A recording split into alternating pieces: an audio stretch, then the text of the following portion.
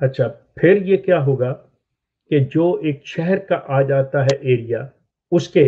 कायद मुकामी के उस एरिया का जितना है, उसका कायद मुकामी, कायद मजलिस, जो क़ुदामुल अंबिया की तहरीक जो है उसका वो सरबराह वो कायद मजलिस। जब आप अल्फाज सही इनको सही बताएंगे कि जी हमारी आपके एक सेक्रेटरी तालीम से बात हुई, अब वो फिर उनके सोचने का आएगा कि लाजमन ये शख्स हमारे इंफ्रास्ट्रक्चर को,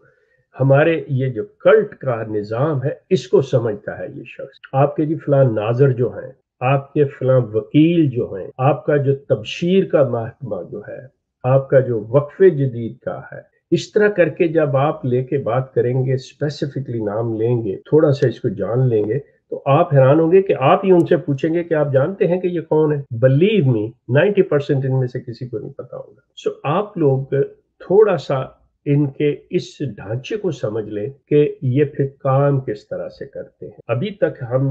मिसाल के तौर पे जितनी भी गुफ्तगू की है, हमने इस हवाले से की है कि ये जो एक है इनका कल्ट, जमात, निज़ाम जो भी है,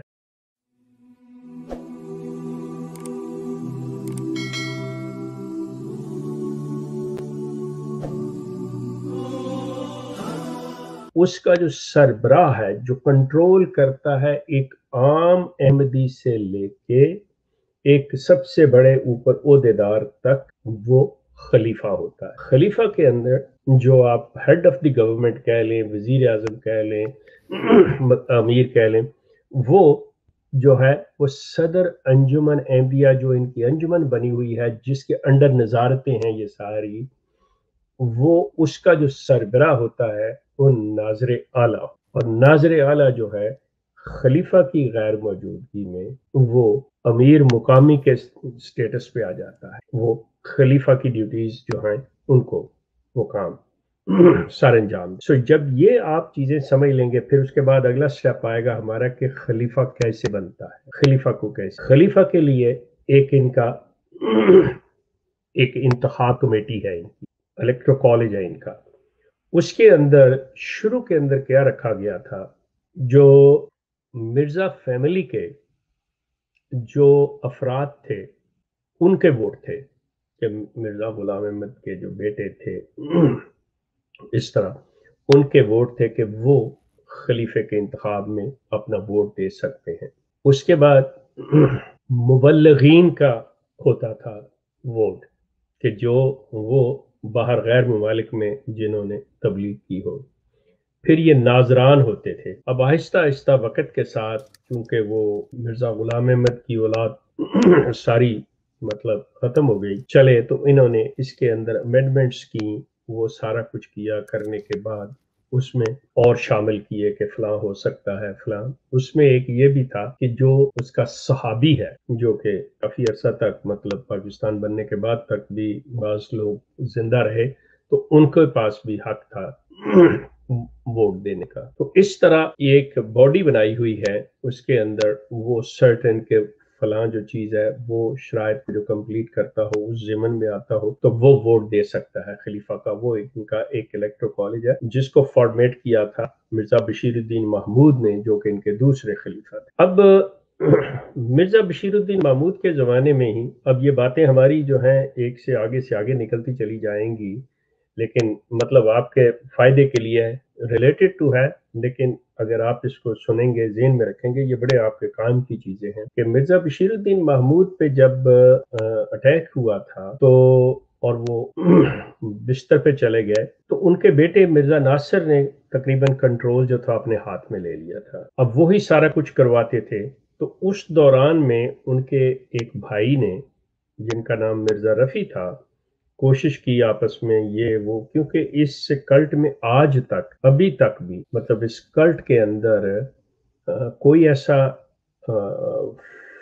फोरम नहीं है, कोई ऐसा प्लेटफॉर्म नहीं है जहां पर आप अपने ख्यालात का इजहार कर सकें। अगर आप किसी चीज़ से डिसएग्री करते हैं, अगर आपको किसी चीज़ से थोड़ा सा इख्तलाफ है, कोई इत्तेफाक नहीं है, तो आप अगर कुछ कहना चाहें तो कोई ऐसी चीज़ नहीं है। आपने मुंह नहीं खोल सकते, आप बात नहीं कर सकते। अगर मुंह खोलना है, बात करनी है, तो जी हजूर, यस सर, हाँ जी, ना جی والی بات جو ہے یا کوئی ایسی بات، میرا سوال یہ آپ نہیں، اس میں نہیں وہ مرزا ناصر نے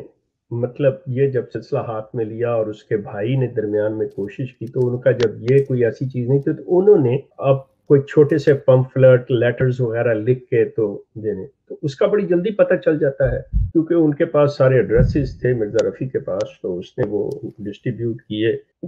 میل کے ذریعے پاکستان میں بھیجے، تو فوری طور پر پتہ چل گیا کہ یہ چیز ہو رہی ہے، تو ان کو اندازہ ہو گیا اسی وقت کہ یہ چیز ایسے چل رہی ہے، تو مرزا ناصر واز مینٹلی پریپیئر کہ یہ چیز ہونے والی ہے، تو اس نے چیزوں کو اپنے ہاتھ میں لیا اینڈ ہی بیکیم دا خلیفہ۔ اب آ کے اس نے اپنے بھائیوں سے، باقی دوسروں سے جن میں مرزا طاہر واز وہ آگے پیش تھے، سارا سلسلہ کیا کہ بھائی اس چیز کا خطرہ ہے، لیکن چونکہ خلافت ہم نے اپنے گھر کے اندر رکھنی ہے، باہر جانے نہیں دینی، اب یہ بھی مسئلہ ہے، لیکن اگر ان کو بھی شامل نہ کیا جائے جو دوسرے اعلیٰ عہدوں پر فیملی سے باہر کے لوگ ہیں، تو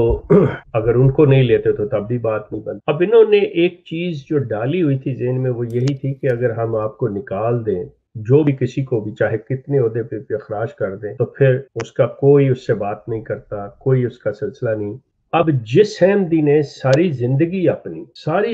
اپنی ان کے اندر گزاری ہو، بچے مطلب ان کے اسی کلٹ کے اندر بیاہے ہوئے ہو اور دوسرے لوگ رشتہ دار، تو پریشر جو ہے آپ کے اوپر ایک بلڈ اپ ہو جاتا ہے، آپ سوچتے ہیں میں کدھر جاؤں گا۔ یہ بالکل وہ چیز ہے، آپ سوچئے کہ جب میں نے ان کو چھوڑا ہے تو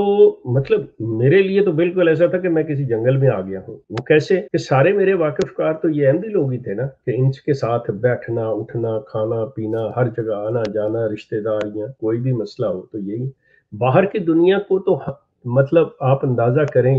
یہاں پہ مجھے یہ بات کہنی پڑے گی کہ مسلمانوں کے لیے احمدی کے دل میں نفرت کے علاوہ کچھ آنیسٹلی، اب یہ انچی بات ان کو جو سچی ہے یہ بڑی دکھے گی اور یہ مجھے کہیں گے یہ غلط ہے، یہ دنیا کا سب سے بڑا جھوٹ ہوگا اگر یہ کہیں گے کہ ہم مسلمانوں سے نفرت نہیں کرتے۔ بندہ احمدی ہو اور مسلمانوں سے محبت کرے، امپاسبل۔ آپ اندازہ کریں یہ کس قسم کی زندگی گزارتے ہیں اور یہ منافقت کی کتنی مطلب کس اعلیٰ مقام پر ہیں، اور کیا انتہا ہے منافقت کی کہ جب یہ آپ لوگوں سے مسلمانوں سے ملتے ہیں تو جی ہم بڑی محبت ہمیں، جی مسکراتے چہرے سے آپ ہمارے مسلمان بھائی ہیں، مطلب انہیں یہ نہیں پتا ہوتا ہم کیا کہہ رہے ہیں، ہمارے اندر کیا ہے، ہم انہیں سمجھتے کیا، ہم انہیں یہ سمجھتے ہیں کہ یہ لوگ وہ ہیں جو جانتے بوجھتے ہوئے رسول کریم کو، قرآن کو، اللہ کو مانتے ہوئے، چونکہ یہ مرزا غلام احمد کو نہیں مانتے اس لیے ان سے بڑا گمراہ کوئی نہیں۔ یہ چیزیں جو احمدی بچہ پیدا ہوتا ہے نا، اس کے ساتھ ہی مسلمان کے لیے، اور خاص طور پہ ایک لفظ جو استعمال کرتے ہیں ملا مولوی،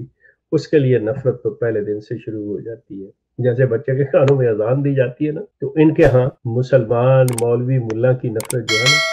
وہ ماں کی گود سے شروع ہو جاتی۔ تو وہ چیزیں جو ہیں جو لوگ وہاں سے نکلنا بھی چاہتے، اسی لیے اس کے اندر کوئی ایسا فارم، کوئی ایسا پلیٹ فارم تیار نہیں ہو پایا، کوئی ڈرتے تھے لوگ بات کر، ہر بندہ ایک دوسرے کا جاسوس ہے۔ مطلب ہم لوگ بینگ این احمدی اگر کسی ایک محفل میں بیٹھے ہوئے بات کریں تو فوری طور پہ سب کے کان کھڑے ہو جائیں گے اور وہ کہیں گے اچھا جی آپ نے یہ سوال کیا کیسے، تو فوری طور پہ کہے گا میں رپورٹ کروں جی امیر صاحب کو، جی اپنے قائد صاحب کو، فلاں عہدیدار کو یہ کروں کہ ان کا خیال رکھیے جی شیخ صاحب نے آج ایسی بات کی ہے، مجھے لگتا ہے کہ کوئی ایسی بات ہو گئی ہے، شیخ صاحب کو تھوڑے سے ایسے ویسے ہو رہے ہیں، تو ساتھ ہی ان کے ساتھ پھر سلسلہ یہ ہو جاتا ہے کہ باتیں شروع ہو جاتی ہیں کہ اچھا جی آئیں بیٹھے تو باتوں میں بات چھیڑ دیں گے کوئی بھی۔ اب بندہ سمجھتا ہے کہ میں اپنے اندر بیٹھے دوسرے سے بات کر رہا ہوں، یہ تو وہ تصدیق ہوتی چلی جاتی ہے ان کو کہ ہاں اس کا یہ، تو اس کو خیال رکھو جی اس بندے کا، جی اس کے گرد دائرہ بن جاتا ہے، اس کے نام کا مطلب سرکل، ریڈ سرکل لگ جاتا ہے، یا وہاں اس کے ساتھ انوکھا سلوک شروع ہو جاتا ہے۔ دس از اے طریقہ کار۔ سو یہ جو چیزیں ہیں، یہ جو سارے سلسلے ہیں، یہ اس کلٹ نے یہ پھیلا کے رکھے ہوئے ہیں، تو جب یہ پیرامڈ کی طرح تمام چیزیں جو ہیں نا اوپر جا کے خلیفہ تک پہنچتی ہیں نا، تو جب اس نے کوئی سلسلہ کرنا ہوتا ہے تو اس کو نیچے سے یہ ساری رپورٹس جاتی ہیں، اس کا کام ہے صرف دستخط کر دینا، ہاں جی ٹھیک ہے اس کا اخراج کر دیا جائے، بغیر سنے بغیر کیے۔ یا تو یہ کرے نا وہ شخص کہ کسی ایسی عدالت کے حوالے کرے کہ ٹھیک ہے اس پہ یہ ایلیگیشن ہے، اس پہ یہ الزام ہے، تو اس کے یہ چارجز ہیں، اس کی بات سنی جائے اور جو ہیں کمپلینٹنٹ ہیں ان سے بات لی جائے اور پھر اس کا فیصلہ، وہ تو ہے ہی نہیں، یہ پیورلی اپنے ان جاسوسوں پہ، ان اپنے عہدیداروں پہ تقیہ کرتے ہیں، اور جو وہ بات کہہ دیں وہ بالکل مان لی جاتی۔ مطلب ریسنٹلی جو آپ نے دیکھا ہوگا ہمارے پروگرام میں خط کے، جس میں وہ اپنی معذوری کا اظہار کر رہا ہے اور ایک سچائی کا اقرار، جہاں پہ وہ معذوری ہے وہاں پہ سچائی کا بھی ہے کہ عہدیدار میری بات مانتے ہیں۔ مطلب یہ ہے کہ اتنے ان کو بھی پتا ہے کہ یہ ہمارا کیا کر سکتا ہے۔ اس کے لیے ایک بات کہی جاتی ہے کہ کسی جو فیکٹریز ہوتی ہیں نا، جہاں پہ مختلف مصنوعات بنتی ہیں، اس میں سے آپ ایک نہیں 10 مزدوروں کو، لیبر کو، جو عام لیبر ہے، 20 کو، 100 کو آپ فارغ کر دیں تو آپ کل کو 200 ہائر کر سکتے ہیں، لیکن ایک جو ان کا سپروائزر ہوتا ہے نا، اس کو اتنی آسانی سے نہیں، کیونکہ اس سپروائزر تیار کرنے کے لیے بڑی محنت، پیسہ اور بہت کچھ صرف کرنا پڑتا ہے، اس کو ٹرینڈ ساری پالیسی سمجھانی پڑتی، کیونکہ اس نے کام لینا ہوتا ہے۔ سو یہ عہدیدار جو ہیں یہ وہ سپروائزر ہیں، تو ان کی بات ماننے پہ یہ لوگ مجبور ہوتے ہیں۔ یہ اس طرح، تو اس طرح سے اس چیز کو کنٹرول کیے۔ آج کے اس سلسلے میں ہم ان کے خلیفہ تک اور ان کے سلسلہ تک رہے، اس کے بعد ہم چلیں گے مطلب نیکسٹ پروگرام میں کہ جو صدر انجمن ہے اس کے نیچے کون کون سی جو نظارتیں میں نے آپ کو بتائی ہیں، اس میں سے ایک ایک نظارت کا ہم انالائز کریں گے، اس کو بیان کریں گے کہ فلاں نظارت ہے، اس کے کیا کام ہیں، اس کا سربراہ جو ہے وہ کیا کرتا ہے، اس کے اختیارات کیا ہے، کیا سلسلہ ہے، وہ ساری چیزیں۔ اور یہ میں صرف ایک چیز بتاتا چلوں کہ یہ میں کو اپنے پاس سے نہیں، یہ جو صدر انجمن احمدیہ کے قواعد و ضوابط ہیں، یہ ذہن میں رکھیے گا، یہ چیز، یہ اس سے مطلب میں ساری چیزیں کوئی اپنے پاس سے مطلب میں نہیں گھڑ کے بیان کر رہا، تو انشاءاللہ اگلے پروگرام میں اس سے کریں گے۔